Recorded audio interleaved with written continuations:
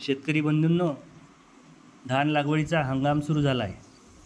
त्यामुळे शेतकरी बंधूंची बियाणे खरेदीची व परे टाकण्याची लगबग सुरू झाली आहे. परंतु परे टाकण्यापूर्वी शेतकरी बंधूंनो, धानाच्या बियाण्याला अनुक्रमे भौतिक, रासायनिक व जैविक बीज प्रक्रिया करणे आवश्यक आहे.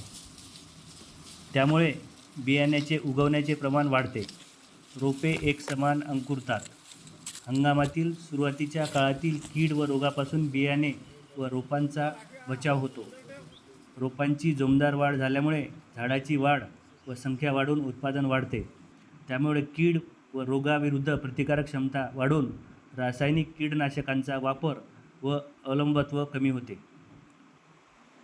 सर्वप्रथम बियाण्याला 3% मिठाच्या द्रावणामध्ये बुडवून द्रावणावर तरंगणारे तणाचे बी, रोगट, कीडक किंवा फोल बियाणे काढून उर्वरित बियाणे चांगले 2 ते 3 वेळा पाण्याने स्वच्छ धुवून 24 तास सावलीत वाळवावे. त्यानंतर लगेच रासायनिक बुरशीनाशकाची बीज प्रक्रिया करावी. त्यामध्ये कार्बनडाझिम 50%, भुकटी 2 ग्रॅम प्रति किलो बियाणे याप्रमाणे बीज प्रक्रिया केल्यास पर्णकोश करपा व कडा करपा रोगापासून संरक्षण मिळते. सदर बीज प्रक्रिया झाल्यानंतर बियाणे एकत्र मिसळून सावलीत वाळवावे. त्यानंतर लगेच जैविक बुरशीनाशकांची बीज प्रक्रिया करावी. त्यामध्ये सुडोमोनास फ्लोरोसन्स 1.5%, 4.5 मिली प्रति किलो किंवा सुडोमोनास फ्लोरोसन्स 0.5%, भुकटी 10 ग्रॅम प्रति किलो बियाणे याप्रमाणे बीज प्रक्रिया केल्यास पानावरील व मानेवरील करपा रोगापासून संरक्षण मिळते. किंवा सुडोमोनास फ्लोरोसन्स 1.5%, भुकटी 5 ग्रॅम प्रति किलो बियाणे याप्रमाणे बीज प्रक्रिया केल्यास कडा करपा व पानावरील ठिपके या रोगापासून संरक्षण मिळते. ही बीज प्रक्रिया झाल्यानंतर परत एकत्र बियाणे मिसळून सावलीत वाळवावे.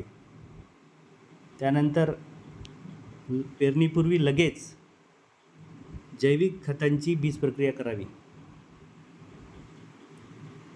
त्यामध्ये ॲझोटोबॅक्टर व फॉस्फोबॅक्टेरिया म्हणजेच PSB यांची प्रत्येकी 25 ग्रॅम प्रति किलो बियाणे याप्रमाणे, गूळ 125 ग्रॅम व पाणी 1 लिटर याप्रमाणे द्रावण तयार करून बियाण्याला चोळावे व सदर बियाणे सावलीत वाळवावे.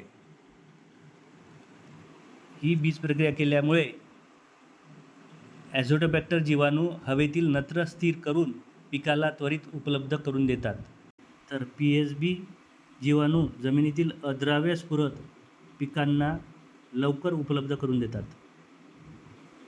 जैविक खतामुळे जमिनीची सुपीकता वाढते, मुळांची वाढ जोमदार होते, झाडाची सुदृढ वाढ होऊन उत्पादन वाढते. याप्रमाणे शेतकरी बंधूंनी बीज प्रक्रिया करावी. धन्यवाद.